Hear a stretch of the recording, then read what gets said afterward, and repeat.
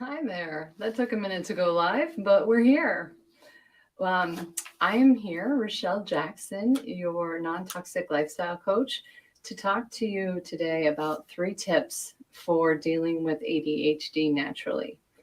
This is a subject that is near and dear to my heart. I have 4 ADHD members of my family, and I just got notified on my watch that I am live. And you know how that happens is if you're on LinkedIn, there is a little notification bell up by my banner. My banner looks like the top corner here, and there's a little bell. And if you click on that bell, it will notify you every time I'm live.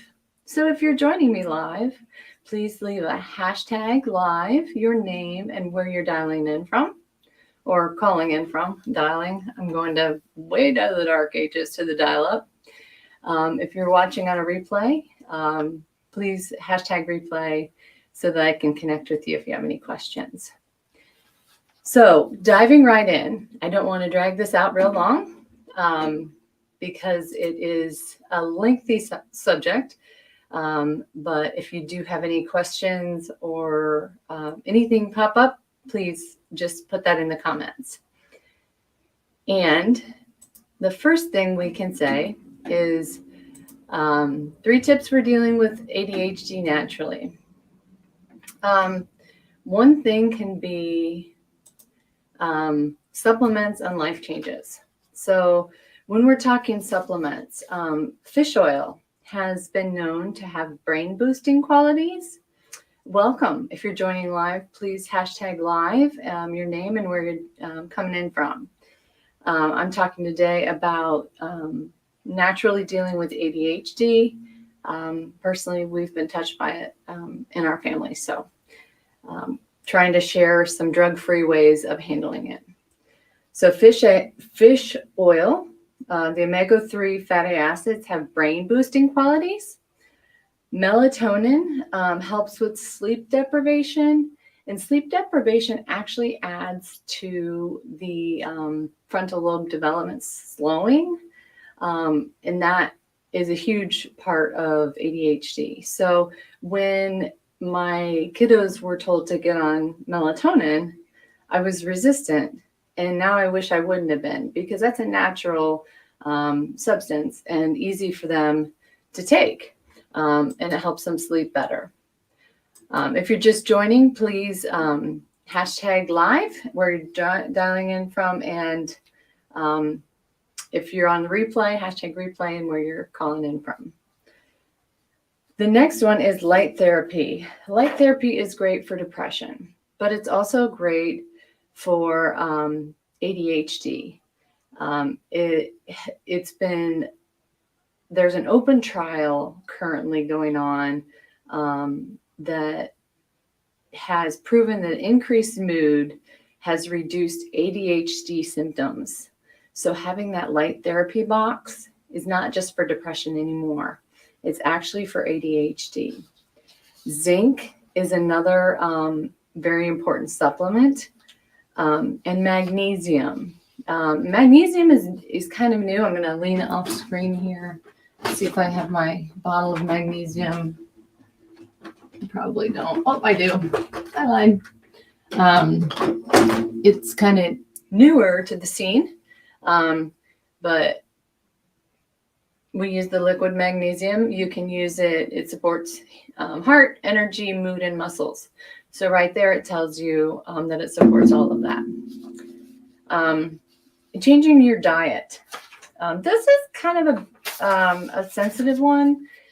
Doctors go both ways on this, but if you're noticing that some foods are triggering behaviors in your children or in yourself, why not cut them out or change them? Behavioral therapy is always a win. Having that person to talk to explain those aggressions, to explain those feelings that you can't really understand that make you act that way, you can't lose. A probiotic is a must for so many reasons. I just can't say enough. Exercise, getting out and getting that exercise will help with ADHD because you're naturally creating endorphins in your body and raising your cortisol levels, and they're leveling out at that rate. So then we move into triggers to avoid. And triggers to avoid are food dyes. And this is we've always heard avoid red dye number 5. There are more than red dye number 5 to avoid when you're dealing with ADHD. I think that one of the things that we can talk about is if it has a non-natural food dye in it, it's probably not the best choice. Now, we all have been to those kids' parties where the cupcake is so dyed, it's black and green and purple for Minecraft, that your kid poops green for 2 weeks. So I get it. We can't always avoid it, but if you can, it's the best choice. Gluten, trying to cut out gluten can sometimes help. It's not exactly clinically proven that removing gluten helps with ADHD, but it's in trial phases. But if you're sensitive to it, it will ramp up your ADHD. High and low blood sugar always mess with ADHD. So maintaining your blood sugar level at a decent rate. Here's one that every parent is going to love. Use of technology. If we let our kids use technology, their frontal lobes don't develop properly. If we're using, and I'm sorry, I have black paint on my fingernail. If we're using technology all day, our frontal lobes are being overstimulated. That's causing us to when we turn off the technology, to be wired in a way that makes behavior become bad. And I can speak for hours on this, but when my kids get off their electronics, and I have twin 12-year-old boys, twin 10-year-old girls, and a 5-year-old. When my kiddos that have ADHD get off electronics, it's bad news. It's fight city.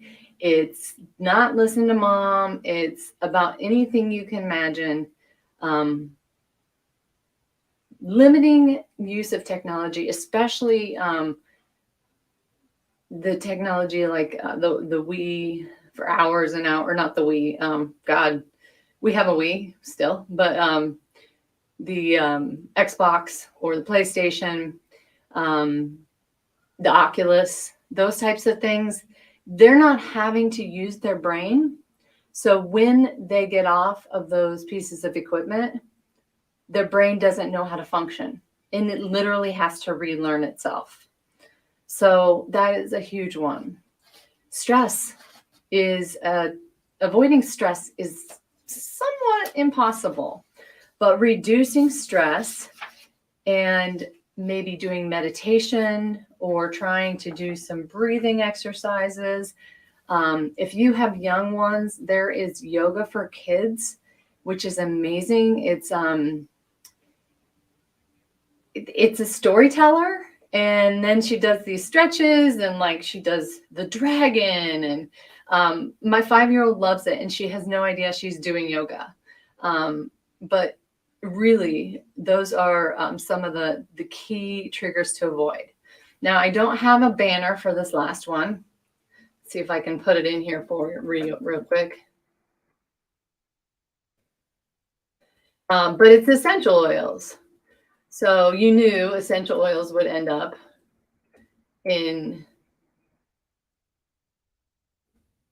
my talk.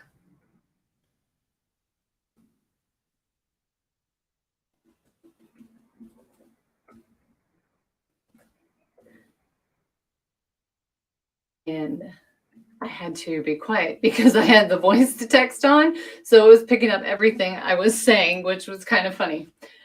Essential oils that are great for ADHD. I'm going to go through a few of them.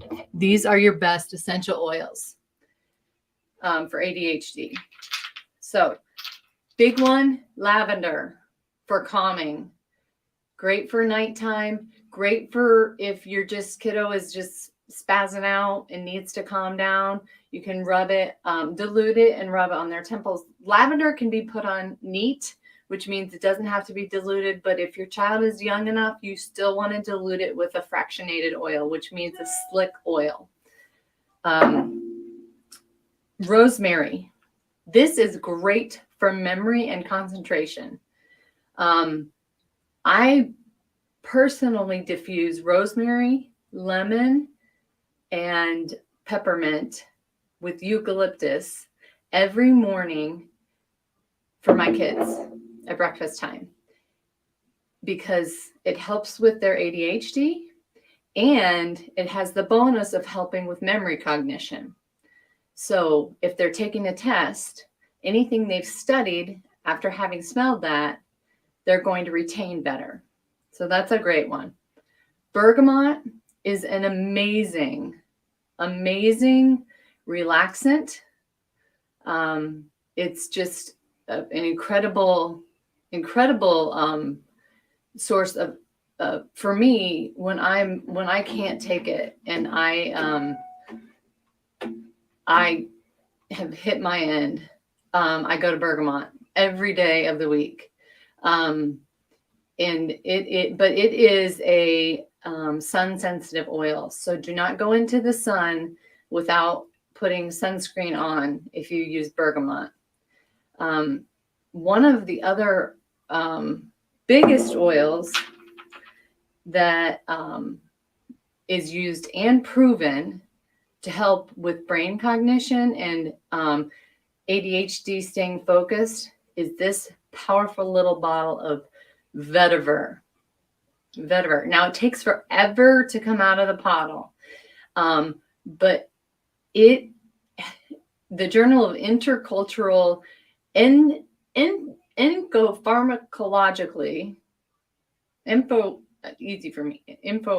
Pharmacology has measured the direct effects of inhaling vetiver and what it does to the brain. And it shows increased levels of attention, and it was reflected in brainwave activity by just smelling it. Like I said, it's a thick oil, but I'm going to increase my brainwave activity. It has a very masculine woodsy smell, so not every kid loves it, but hey, this is you too that we're talking about. When we talk about other essential oils that you can use, frankincense is an all-around amazing oil. This is my ultimate healing oil. Frankincense, you can put it on the crown of their head, behind their ears or on their earlobes, on your earlobes, on your pressure points. It helps with the concentration and just amazing. Eucalyptus. Now, this is Eucalyptus globus. There's Eucalyptus rhodata and Eucalyptus blue. We sell all three. When I say we, I say me and Young Living. That's the company I happen to buy from, but there are plenty of great essential oil companies out there. And then a final one. This one helps with sleep. And I should say not final, but this one is valerian. And valerian is for rest, and for cedarwood is for calming and for rest. Bergamot, frankincense, and lavender mixed together have been proven to relieve depression. Cedarwood has sedative side effects. So if your child is having a tantrum, lemon, you got your lemon, your cedarwood, and your frankincense. Put those in the diffuser and it will have a calming effect. Ylang ylang. Now this is a different version of ylang ylang. This is Ecuadorian ylang ylang, but it's the same thing. It has proven qualities to lift the mood, and it can be used in combination with clary sage. I don't like to use clary sage with kiddos because it does have hormonal value properties in it, but for adults, it's perfectly fine. There are so many benefits to them. There are 2 special oils out there that I wanted to highlight that are already pre-made for this exact function. There are 3, but I don't know where I put the other one. There's one called Brain Power. That's the adult version. The other version is a kid's version, and it's called Genius. And I don't know if you can see how to spell that. It's Geneywus. This comes with our kids line, and it's basically mixing all those proper oils and helping solve that problem. And then we have this amazing, this is actually one of my favorite oils of all time. It's called Kid Power. To me, this is sunshine in a bottle. And when your kid is having a tantrum and is absolutely down in the dumps, you put this in your diffuser, or you have a roller ball of it and you roll it on their little tummies or their feet, you will see an immediate change. So to recap, we have the supplements and life changes, right? We had zinc, magnesium, reducing stress, eating differently, potentially doing an elimination diet, a probiotic, behavioral therapy, all of those things. Triggers to avoid. If you have something that's triggering you, if chocolate triggers you, if caffeine triggers you, the stimulation of television, the stimulation of video games, those things need to be avoided. And then the essential oils, the big ones. We started with lavender, we had rosemary, we had frankincense, ylang ylang, bergamot, eucalyptus, lemon, cedarwood, and lemon. And there's one more I'm forgetting, and I want to make sure I get it for you. Sorry, that's my mouse. Vetiver, the most important one. Vetiver on the temples. And there is actually a case study where a young man had no brain function. And every day his mom put vetiver on his temples. And he became a child prodigy. He was brain dead. And his mother put it on his temples, and he became a child prodigy. There is so much power. 22 seconds from inhalation to your bloodstream for essential oils. So I thank you for sharing this time with me. If you were live, hashtag live in your name. If you are watching on the replay, please leave your name, hashtag replay in your name. I'd love to share more. I'm going to be doing a podcast on our story of ADHD. It's an intense story. I have 5 kids. It's a lot of kids, and we were diagnosed really young. So if you want to tune into that, that's Healthy Home, Healthy Life, and that'll be on Wednesday. I'd love for you to tune into that. That's on Spotify, Stitcher, all the major podcasts out there. You can find it. It's Healthy Home, Healthy Life with Rochelle Jackson, or you can just search my name and find it. With all the gratitude and humbleness I can offer you, please go forth and try and conquer this world without putting a pill in your mouth, but do it naturally, because it can be done and you will feel better for it. Blessings and happy high holidays. Take care.